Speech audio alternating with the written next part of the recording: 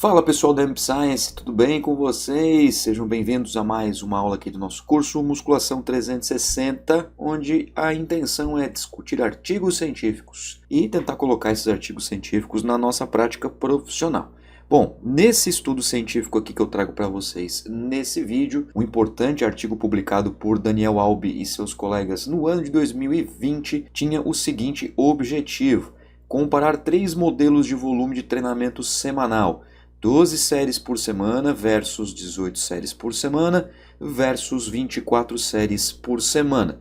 Só que esse artigo aqui trouxe coisas bem interessantes, diferentes de outros estudos que nós vimos até então. Lembrando, né, que esse tema está relacionado com o volume de treino na musculação aí para força e hipertrofia, entre outras variáveis que nós podemos analisar. Bom, participaram desse estudo, né, 35 homens treinados, e esses homens treinados eles foram submetidos a um programa de exercícios físicos durante 8 semanas. Novamente, programa curto, né? 8 semanas é um período de tempo bastante curto quando a gente pensa aí, principalmente em aderência ao programa de treinamento, mas tudo bem, é pesquisa científica, tudo isso custa dinheiro, né? Então não é tão simples assim, né, pessoal? Vamos lá. Pelo menos 3 anos de treinamento que tinha que ter esses participantes como critério de inclusão, e eles precisavam também ter 1,5 de força relativa no agachamento. O que isso significa dizer? Que eles precisavam levantar o seu próprio peso corporal mais 50% para uma repetição no agachamento. Então, para um exemplo prático para você entender, suponha que algum desses 35 homens treinados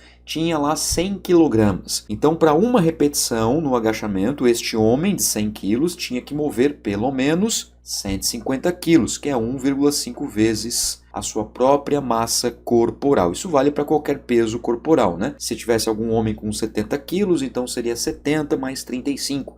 Mais 50%, 105 kg nesse exemplo, e assim por diante. Foram analisados a força máxima dinâmica no teste de um RM, como sempre, padrão ouro para avaliação da força máxima dinâmica, resistência muscular com teste de repetições até a falha, bem interessante aqui, a 70% de um RM. Então, após encontrar um RM para todos os participantes, as intensidades elas foram reduzidas para 70% e foi feito um teste de resistência, né? Quanto que cada participante conseguia fazer de repetições, o máximo de repetições possíveis, com 70% de uma repetição. A espessura muscular também foi analisada por meio da ultrassonografia, entre outras variáveis. O treinamento foi executado somente em membros inferiores. Então aqui a gente tem uma limitação, né, pessoal? Somente membros inferiores. Não dá para a gente fazer inferência para outros grupamentos, por exemplo, do segmento superior. Mas dá para a gente ver bastante coisa legal aqui. Olha só, essa tabela presente no artigo, você pode ver aqui, né, o grupo 12 séries, o grupo 18 séries e o grupo 24 séries. Então, a contagem de volume de treino foi somente para membros inferiores, porque os exercícios foram somente para membros inferiores, que foi agachamento, o leg press 45 e a flexão nórdica. Veja que na semana 1 até a semana 4, no primeiro mesociclo, né, first mesocycle, no primeiro mesociclo, primeiro dia,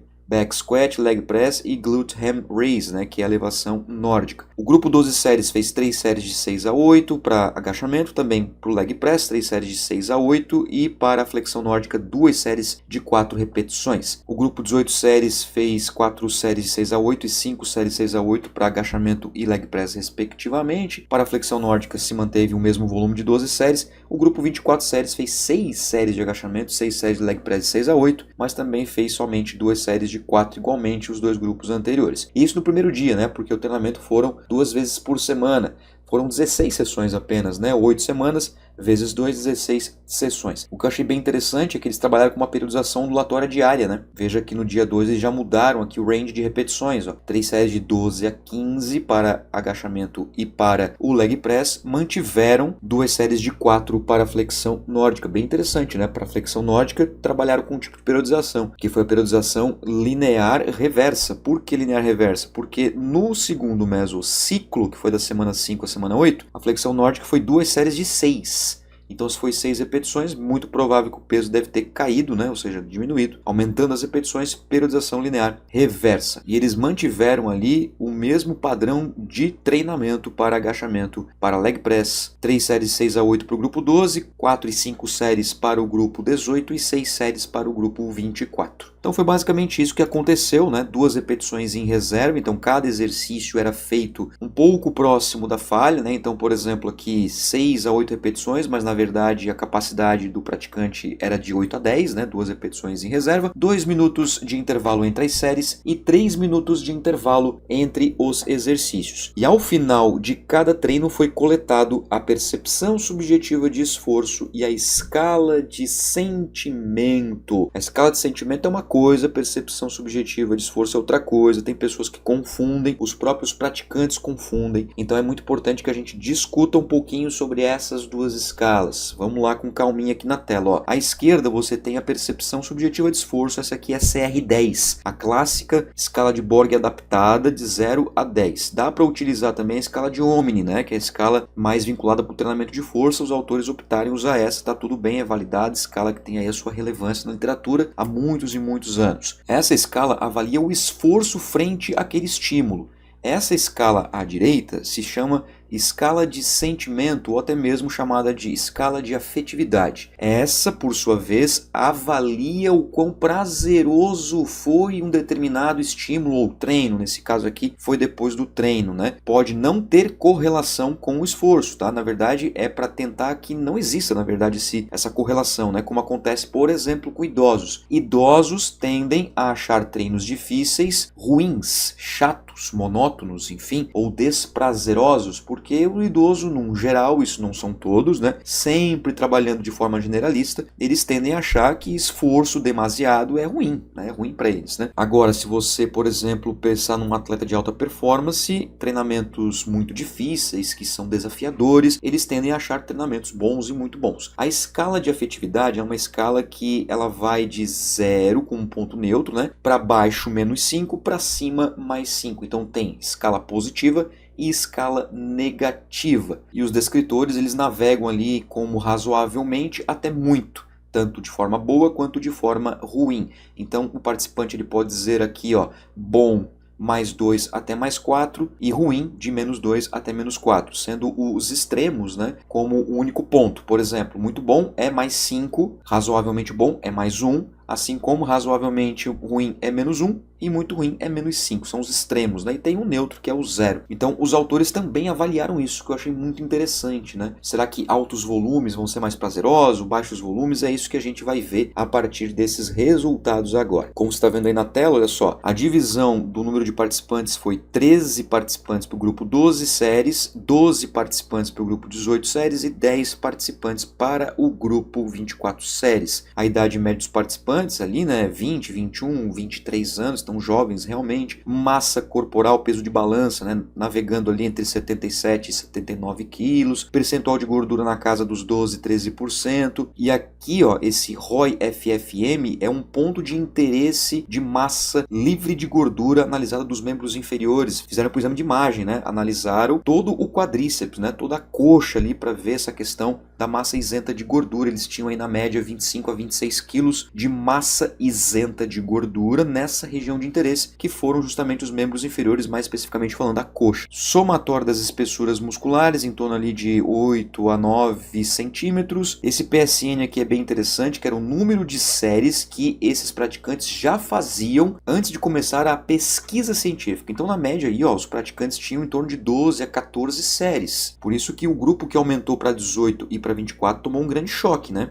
Porque aumentou abruptamente o volume. Inclusive o grupo 24, ó, eles tinham o costume de fazer na média 12 séries, na média, tá? 12 séries por semana e praticamente dobrou o volume. Será que isso vai ter impacto? Pois é o que a gente vai ver aí, né? Um RM no agachamento aqui, ó, basicamente todos eles tinham acima de 2 vezes a sua própria massa corporal, né? Então, se tivesse algum homem que pesasse 100 kg aqui, ele moveu 200 kg como uma repetição no agachamento. Agora vamos observar aqui, ó, a percepção subjetiva de esforço e também a escala de sentimento em 4 semanas e em 8 semanas. Ok? Que tem um tamanho de efeito, que mostra a magnitude da intervenção e o intervalo de confiança. Vamos olhar uma coisa bem interessante aqui, ó. O grupo 12 séries, veja que a escala de percepção de esforço ficou na média 7 pontos, depois de 8 semanas também 7 pontos, sem grandes modificações, o tamanho de efeito foi 0,19, o que é um tamanho de efeito pequeno, então a escala de esforço não teve tanta alteração assim para o grupo 12. Para o grupo 18 também, ó, na casa dos 7, 8, né, porque 7,5 não existe, mas eles fizeram média aqui, né, mas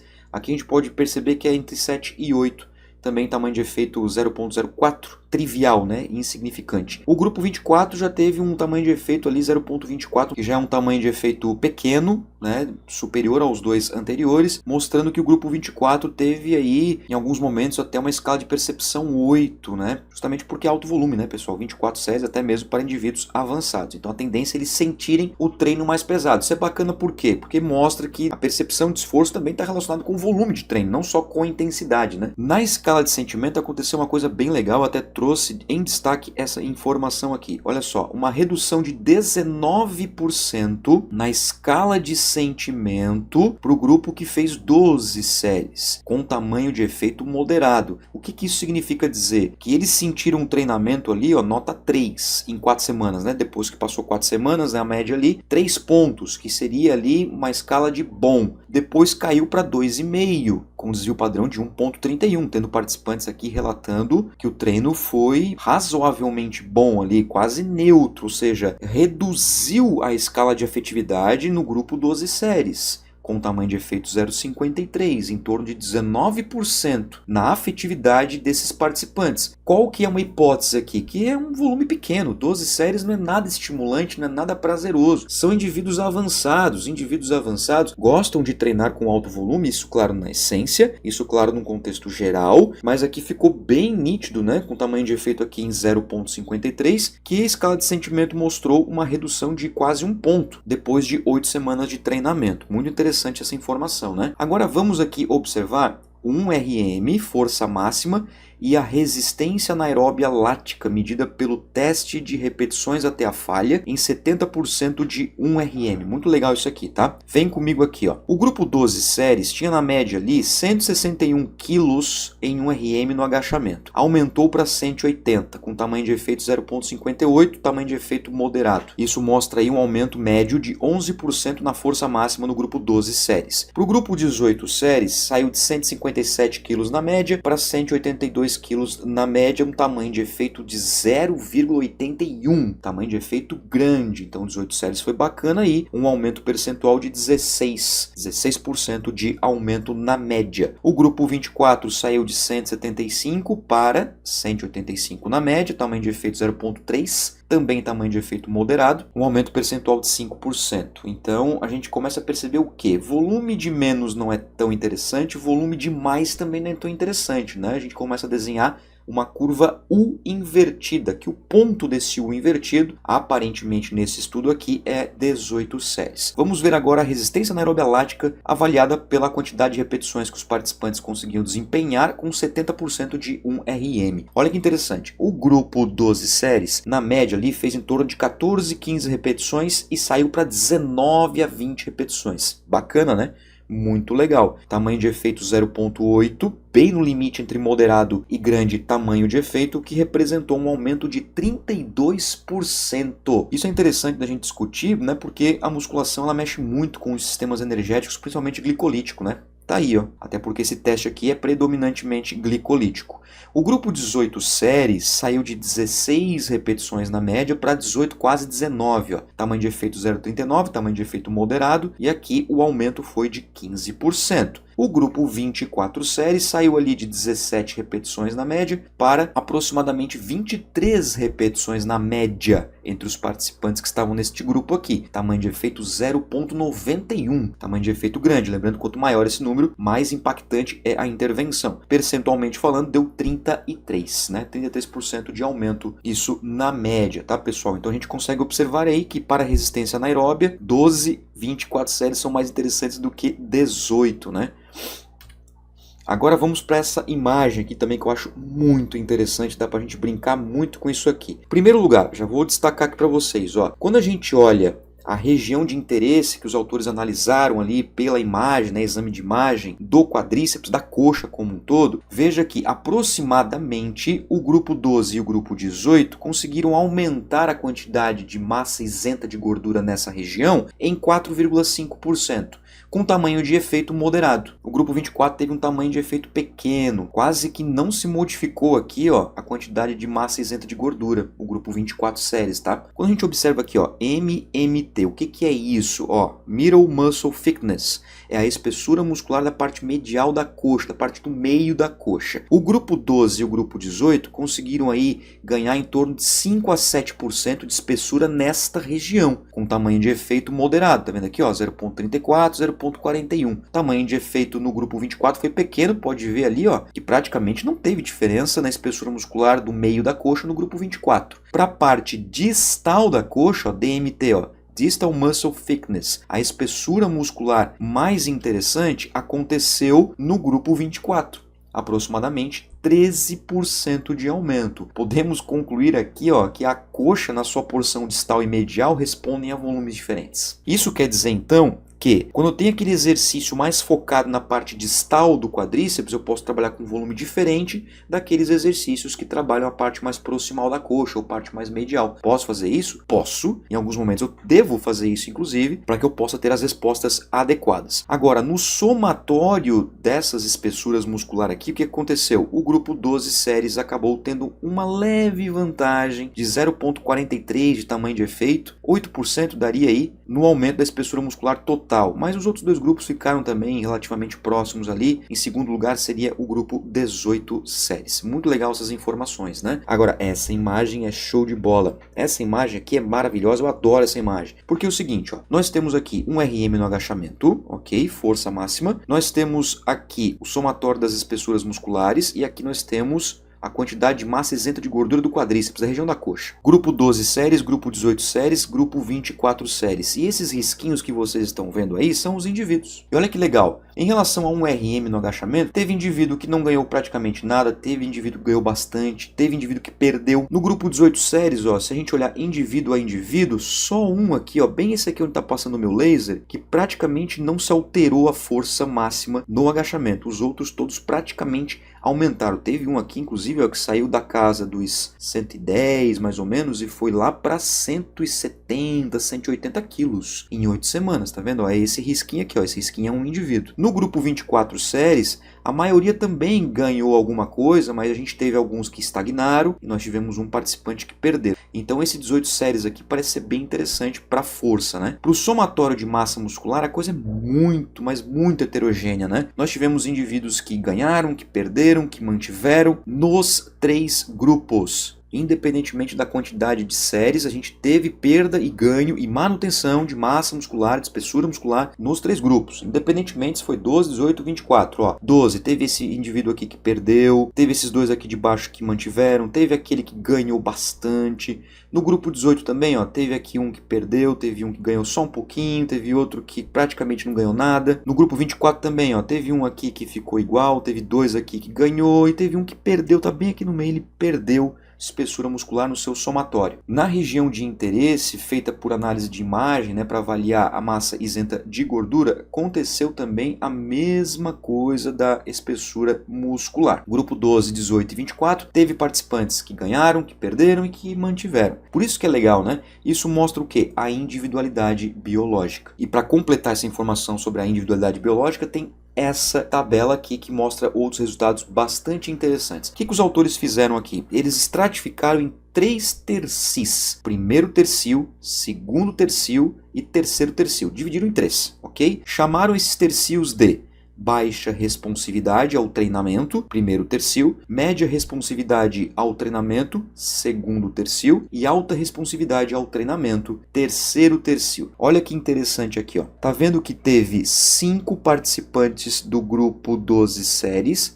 4 participantes do grupo 18 séries e 3 participantes do grupo 24 séries que tiveram baixa responsividade ao treinamento, que não ganharam praticamente nada de espessura muscular, que ganharam muito pouco de massa isenta de gordura, foram indivíduos que tiveram baixa responsividade. Agora, o segundo tercio, né, média responsividade, ó, veja que tem 4 indivíduos no grupo 12 séries, 4 indivíduos no grupo 18 séries, e 3 indivíduos no grupo 24 séries, que ganharam aí na média meio centímetro de espessura muscular, que ganharam 1,1 kg de massa isenta de gordura, foram indivíduos que já tiveram uma média responsividade. Nesse grupo aqui, ó, no alta responsividade, ó, 4 participantes do grupo 12, 4 do grupo 18 e 4 do grupo 24, que tiveram aí um aumento de, na média, 1,3 centímetros de espessura muscular, que ganharam, na média, 1,6 kg de massa isenta de gordura na região da coxa. Aonde que os autores quiseram chegar com essa informação aqui? Veja só, no grupo 12 séries, 5 participantes tiveram baixa responsividade,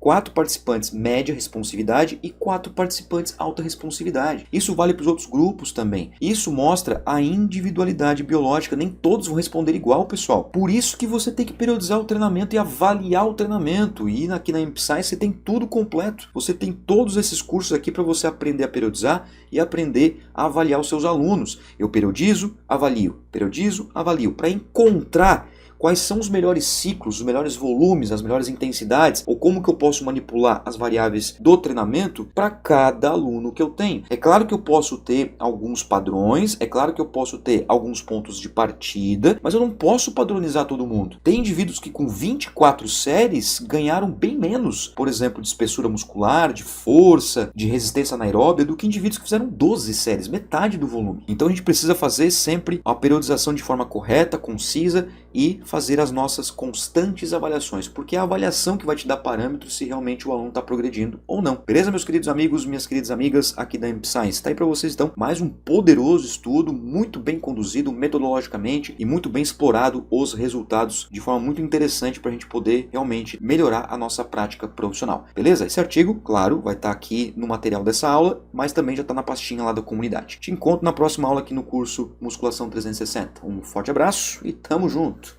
Tchau!